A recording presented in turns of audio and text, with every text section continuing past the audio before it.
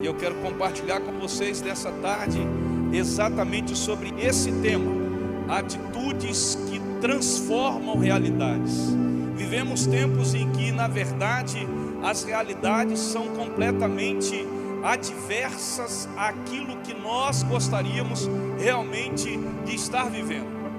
Mas nós vamos aprender hoje, querido, como que nós podemos fazer, quais são as atitudes que nós podemos ter diante das adversidades, das dificuldades, das circunstâncias que podem transformar realidades.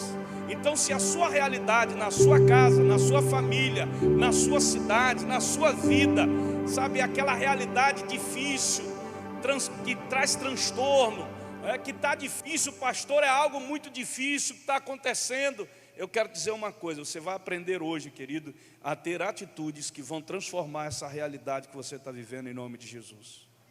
Você crê nisso? Interessante que, buscando um conceito, a atitude é uma norma de procedimento que leva a um determinado comportamento. Na verdade, querido, sua atitude definirá a sua altitude. A sua atitude vai definir a sua altitude, né? O seu crescimento.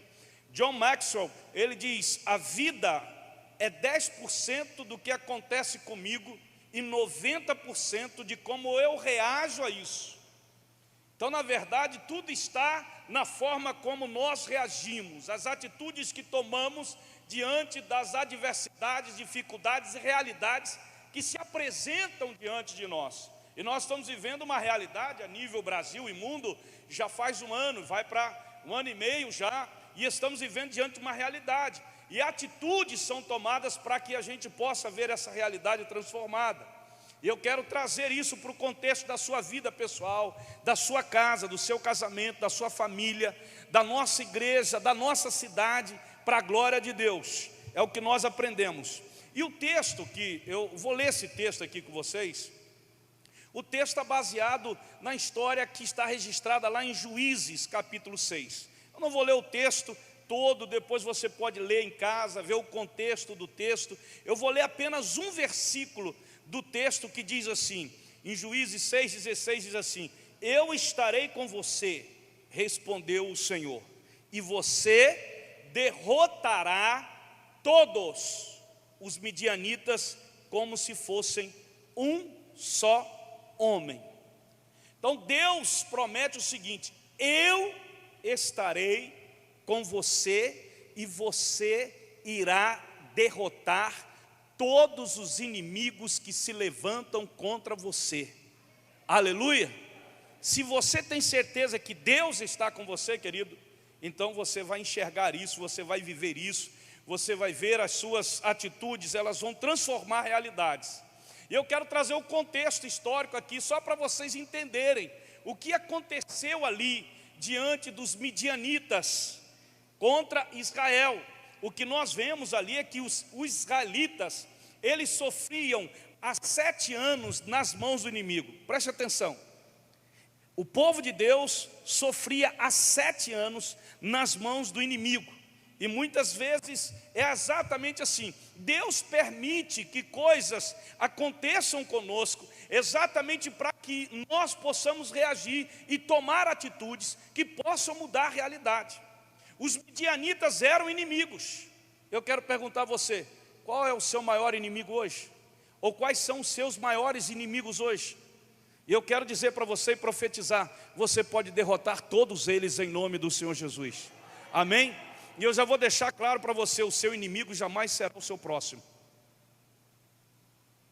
Jamais será o seu próximo. Porque a Bíblia diz que nós não lutamos contra a carne, nós lutamos contra demônios, contra hostes malignas. O seu inimigo, você já tem ele nas mãos, em nome de Jesus. Amém, querido?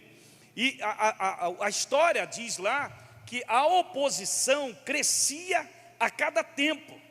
Sempre que os israelitas faziam as suas plantações, os midianitas e os inimigos vinham e destruíam, na verdade, Eles invadiam as plantações e destruíam tudo. Era aquela sensação de você trabalhar, e de repente o resultado que você deveria ter, o inimigo vem e toma aquele resultado, invade e toma esse resultado das suas mãos. Você imagine como que uma pessoa pode ficar.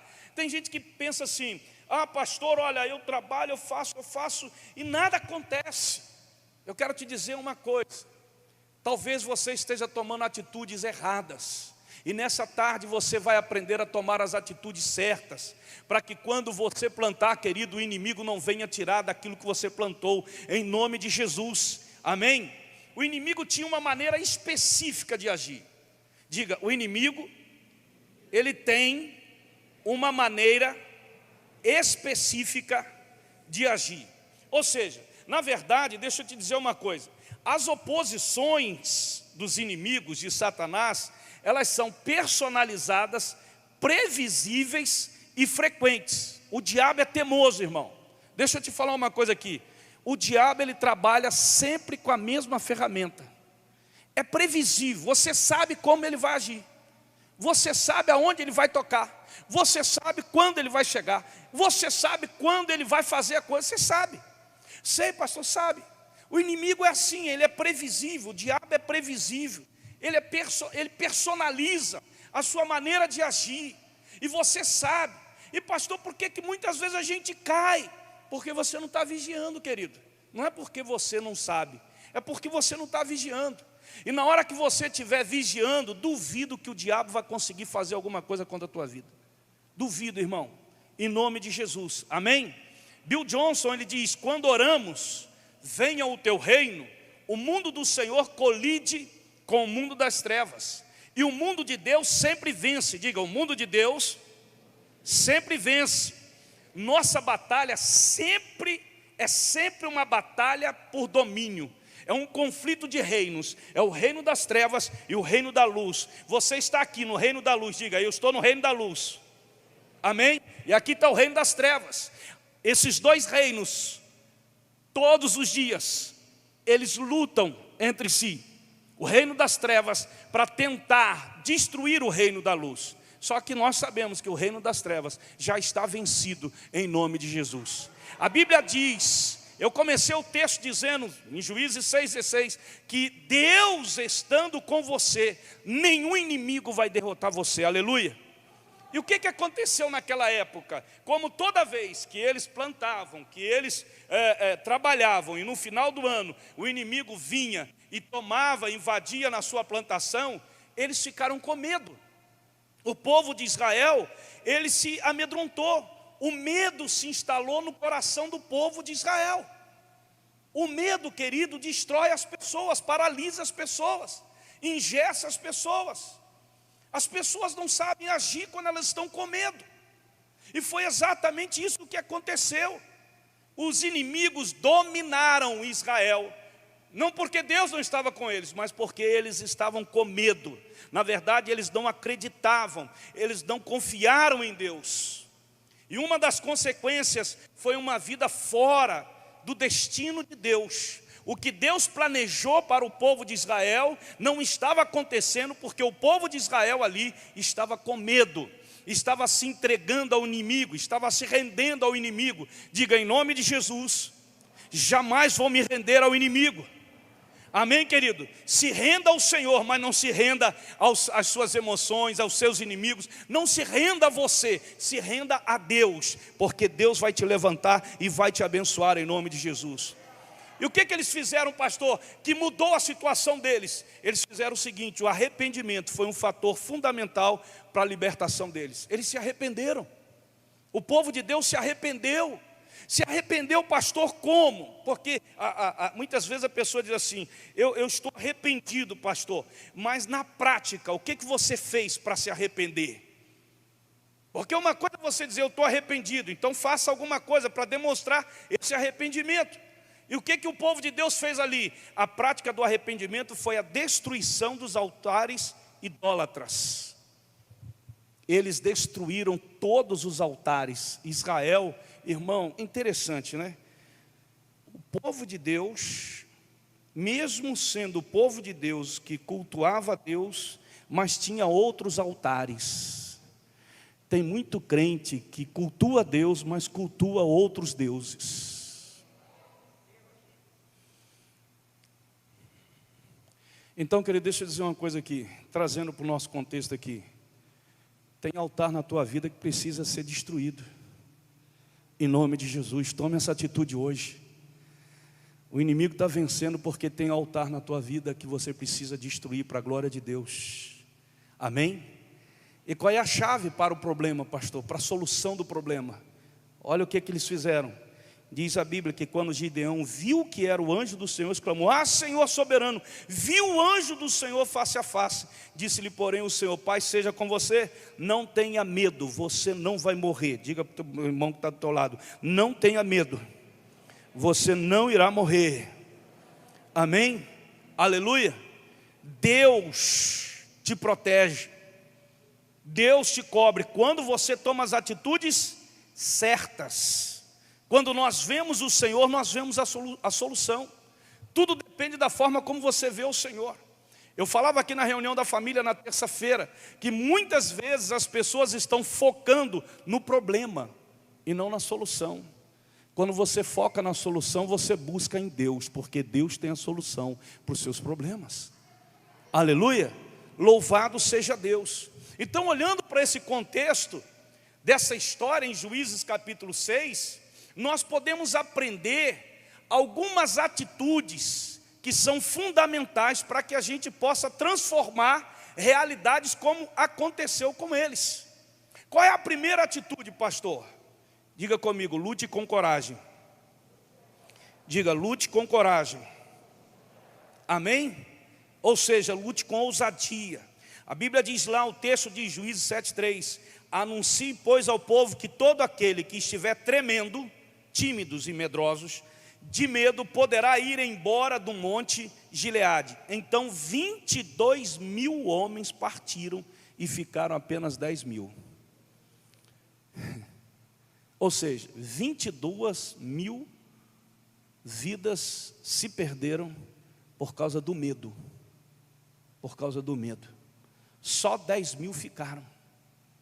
Quando você não luta com ousadia, com coragem, você já está entregando a sua vitória nas mãos do inimigo. Então, haja o que houver na tua vida, não deixe de lutar. Seja ousado em nome de Jesus, amém? A Bíblia diz lá no texto de Juízes 6:12: então o anjo do Senhor apareceu a Gideão e lhe disse: o Senhor está com você, poderoso guerreiro. Amém? Valente. Diga para o teu irmão: você é valente, irmão. Amém? Talvez você não saiba disso, mas o Deus que está em você te torna valente, te torna corajoso. Aleluia. Não misture a sua missão com a sua emoção. Emoção não tem nada a ver com a missão que nós temos de lutar, de avançar para a glória de Deus. Irmão, quando Deus estabelece um projeto, Ele estabelece alguém para cumprir esse projeto. E Deus estabeleceu um projeto na tua vida, na tua casa, na tua família. E Ele estabeleceu você para cumprir esse projeto. Louvado seja o nome do Senhor. Aleluia! Deus seja louvado. Pastor Bill Johnson, ele diz que sua identidade não são suas circunstâncias. Fazer as obras do Pai é destruir as obras do diabo. Quem faz a obra de Deus está destruindo a obra de Satanás. Não deixe o diabo fazer a obra dele na sua vida, mas destrua as obras do diabo na tua vida, fazendo as obras de Deus, para a glória do nome do Senhor Jesus. Então a primeira atitude qual foi? Lutar com coragem. Segunda atitude: aumente sua sede espiritual. Aumente sua sede espiritual. Mas o Senhor tornou a dizer a Gideão: ainda há gente demais, desça com eles à beira da água, e eu separarei os que ficarão com você. Se eu disser, este irá com você, ele irá. Mas se eu disser, esse não irá com você, ele não irá. Deixa eu dizer uma coisa para você. Ninguém vai para a guerra, querido, sem um cantil de água. Se você entrou numa guerra, você tem que levar água. E a água é aquela que jorra do Espírito Santo dentro de você. Deixa eu te falar uma coisa aqui. Ó, a intimidade com Deus determinará o nível das suas conquistas. Se você quer, você tem que ter mais sede por Deus. Repita comigo: Deus, custe o que custar, eu quero mais de Ti. Amém? Custe o que custar, eu quero mais de Ti. O salmista Davi dizia assim: a minha alma tem sede de Deus.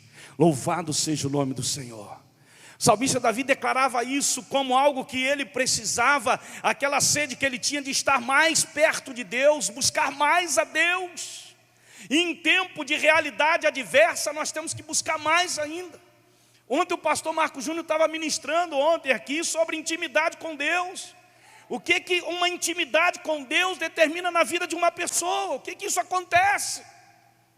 Então, querido, para nós realmente, sabe, atitude, se nós tomarmos essa atitude de termos mais sede de Deus, tenho certeza que nós vamos mudar realidades, vamos transformar realidades. Terceira coisa, terceira atitude, use o discernimento espiritual. Fale aí.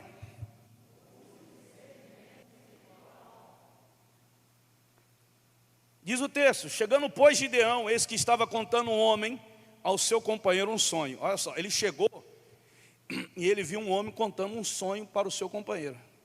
E ele dizia assim: eis que tive um sonho, eis que um pão de cevada torrado rodava pelo arraial dos midianitas e chegava até a tenda e a feriu, e caiu, e a transtornou de cima para baixo, e ficou caída. E respondeu o seu companheiro e disse: não é isto outra coisa senão a espada de Gideão, filho de Joás, varão israelita. Deus tem dado na sua mão aos midianitas e todo esse arraial. O que significa isso, pastor? Discernimento.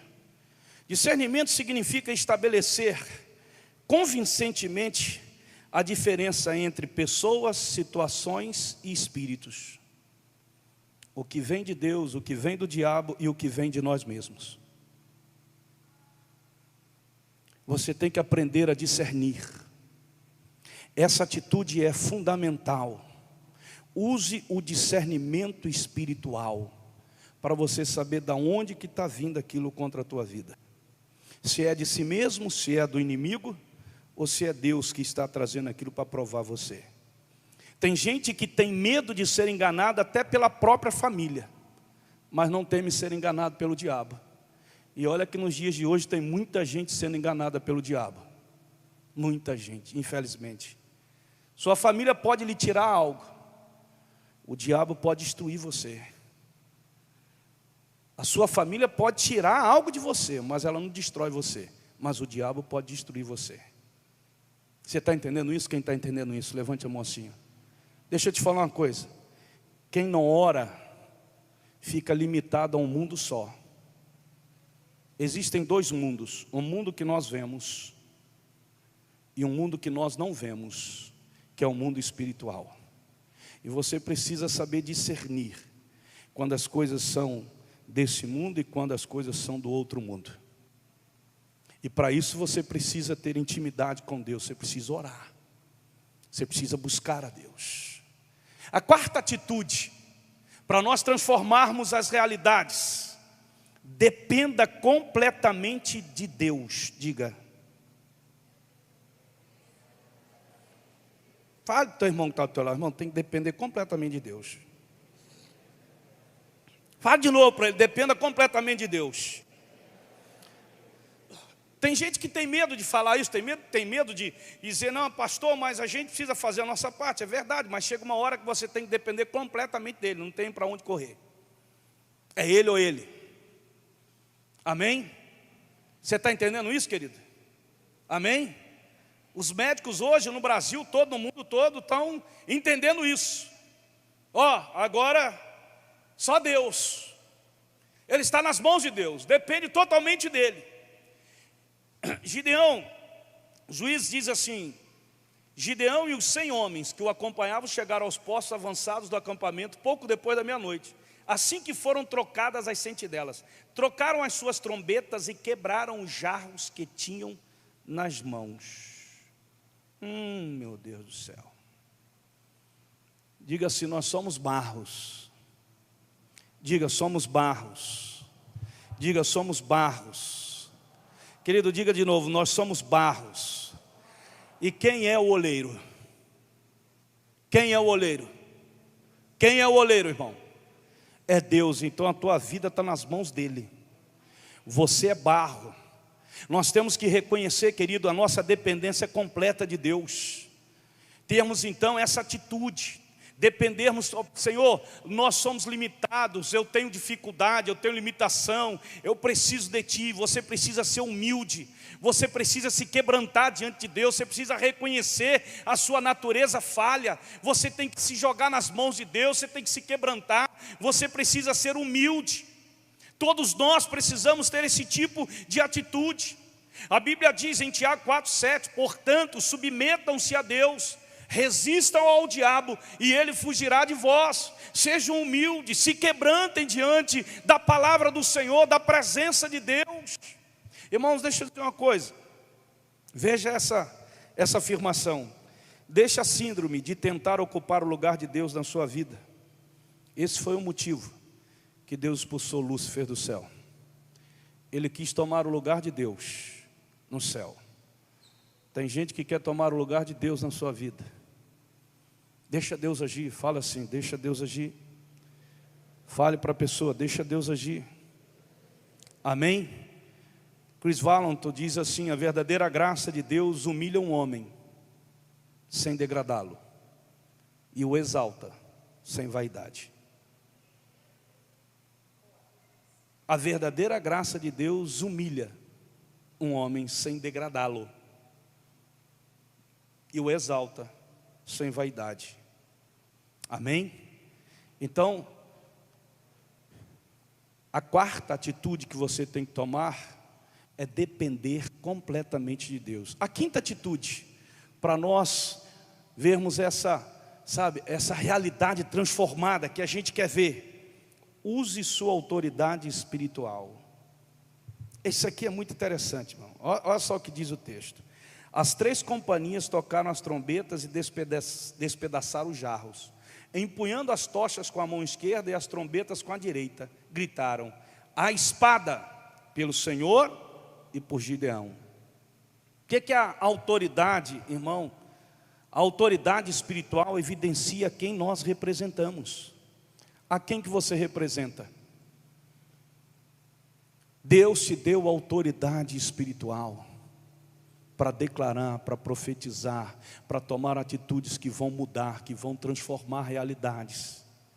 Tanta gente sofrendo, irmão, porque não sabe tomar as atitudes certas para transformar realidades que são adversas no seu casamento, na sua vida, na sua família, na nossa cidade, na igreja em que nós estamos. Pastor, tem que transformar essa realidade, essas coisas têm que mudar, então vamos tomar as atitudes certas. Nós temos autoridade, a igreja tem autoridade, a igreja se levanta com a autoridade que foi dada pelo Senhor a nós. A vocês eu te dou, Pedro, levanta, olha, eu te darei as chaves dos céus e a chave da terra. O que você ligar na terra será ligado no céu. A autoridade que eu dou para a minha igreja, o que minha igreja concordar aqui, será concordado no céu, será ligado no céu. Você tem essa autoridade, nós temos essa autoridade como igreja do Senhor. A autoridade está dentro de nós como igreja do Senhor para mudar essa realidade em nome de Jesus, queridos. Aleluia. Pensa nisso, pensa nisso. A igreja sempre vence. Eu vou repetir: a igreja sempre vence. Por isso que o cara não pode dizer assim: eu sou a igreja. Não, você não é a igreja. Você pertence à igreja. Você é um membro da igreja. Amém? Mas a igreja somos nós, como nós estamos juntos. Aleluia. Nós estamos juntos, a igreja sempre vence. Você em Cristo sempre vence. Quem está em Cristo sempre vai vencer. Os que estão debaixo de Cristo não há condenação, há salvação, há absolvição, há cura, há libertação, há restauração. Quem está debaixo de Cristo, aleluia. E isso não é tudo. Versículo 19 do texto de Mateus diz assim: isso não é tudo, vocês terão acesso livre e total ao reino de Deus, e chaves para abrir qualquer porta, sem mais barreiras entre o céu e a terra e o céu. Um sim na terra é um sim no céu, um não na terra é um não no céu. Versículo 19 de Mateus capítulo 16, na versão da Bíblia A Mensagem. Eu vou repetir para você, só para você entender. E isso não é tudo. Vocês terão acesso livre e total ao reino de Deus, e chaves para abrir qualquer porta, sem mais barreiras entre o céu e a terra e o céu. Um sim na terra é um sim no céu, um não na terra é um não no céu. Essa é a autoridade que Jesus deu à igreja. Amém, queridos? Aleluia.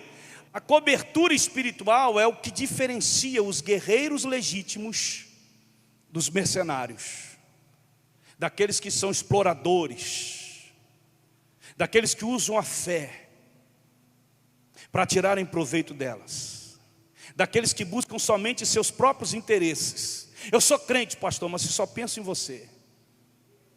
Que fé demoníaca é essa? Não é verdade? Quando a família sua, alguém do seu parente está ali doente, está não sei o quê, você pede oração para todo mundo. Você deve orar, irmão. Todos os dias nós estamos orando pelas famílias que estão enfrentando a luta da morte de um ente querido. Todos os dias nós estamos orando por aqueles que estão no leito de um hospital, à busca de um oxigênio. Mas nós não conhecemos, pastor, nós não precisamos conhecer, nós precisamos profetizar e declarar, porque se a igreja se levantar em oração, essa realidade pode ser transformada para a glória de Deus. E eu quero concluir, irmão. A sexta atitude para transformar realidades: supere a passividade em todos os níveis. O que eles fizeram? Tocaram as suas trombetas e quebraram os jarros que tinham nas mãos. O que é isso, pastor? Eles abriram a boca e adoraram a Deus com toda a força que eles tinham através desse instrumento, a trombeta. A adoração expressa a sua origem espiritual. A adoração confunde e afugenta os nossos inimigos. Você está aqui nessa tarde adorando ao Senhor, celebrando, sabe, gritando, declarando, você está afugentando os seus inimigos. Isso determina algo muito, muito especial. Nos faz lembrar do texto de Atos dos Apóstolos, quando o apóstolo Paulo estava preso na prisão junto com Silas. Ambos estavam ali presos e era mais ou menos meia-noite, segundo o texto, e eles estavam cantando e louvando a Deus. Você já imaginou alguém, depois de ser açoitado e ir para a cadeia, ser acorrentado dentro da cadeia, cheio de dores, sangue descendo pelas costas, e essas duas pessoas cantando e louvando a Deus dentro da cadeia desse jeito? Mas a adoração, irmão, fez o céu descer, e aquela cadeia se estremeceu, e as portas das cadeias se abriram. Louvado seja o nome do Senhor. Aleluia. E por causa da adoração, os inimigos se afugentaram e uma família foi completamente salva. Louvado seja o nome do Senhor, a família do carcereiro. Dessa forma.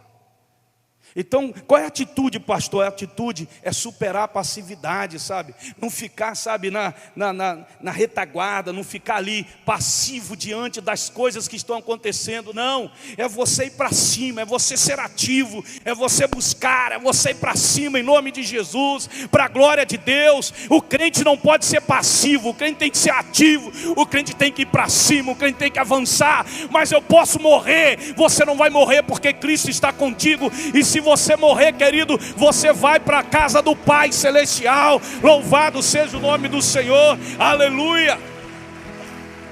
Alguém perguntou assim: por que Deus está permitindo tantos irmãos em Cristo morrerem nessa pandemia? Alguém respondeu assim: porque ele quer essas pessoas lá com ele, na casa dele. Levou os filhos dele para lá. E por que Deus deixou os outros? Porque Deus ainda tem propósito na vida dos outros aqui nesse lugar. Amém? Glória a Deus. Você entende isso, irmão? A morte não é o nosso fim.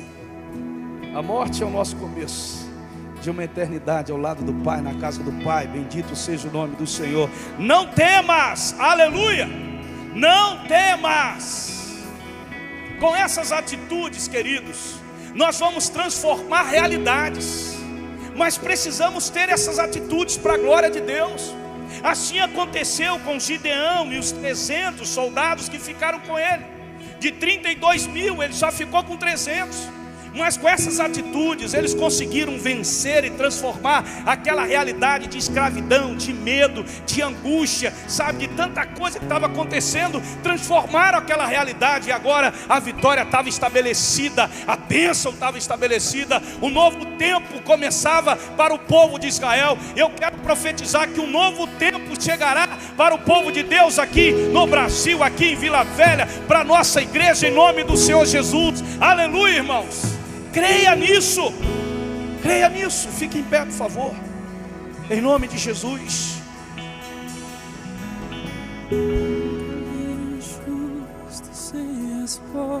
Queria convidar você a fazer essa oração. Eu queria terminar com essa oração, mas eu queria que você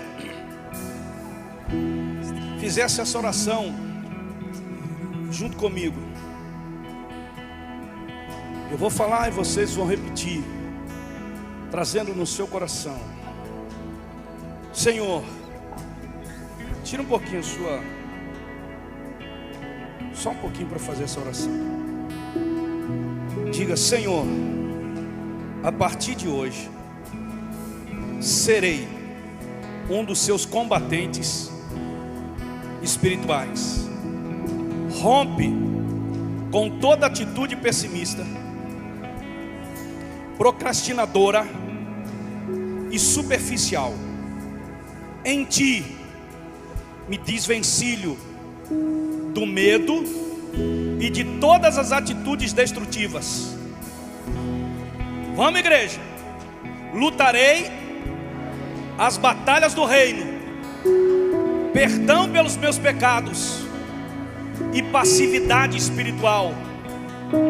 Não lutarei contra pessoas, mas contra a resistência das trevas espirituais. O teu sangue me protege e a sua armadura me capacita a superar os ataques do diabo e dos seus demônios.